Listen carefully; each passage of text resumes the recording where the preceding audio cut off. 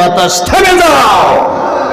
সঙ্গে সঙ্গে বাতাস থেমে গেল, কারণ আল্লাহ রাব্বুল আলামিন সুলাইমান আলাইহিস সালামকে বাতাস সুলাইমান নবীর অধীন করে দিয়েছিল।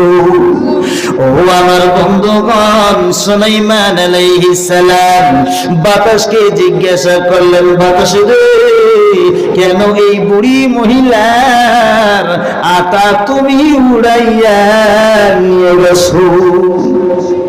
বাতাস ডাক দিয়ে বলেন, ও আল্লাহর পয়গম্বর সুলাইমান, আমার কোনো দোষ নাই।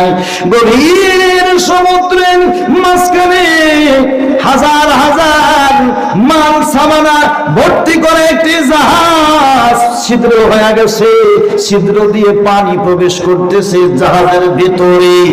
যত পানি প্রবেশ করে তত জাহাজের ছিদ্র আরো বড় হইয়া যায়। ও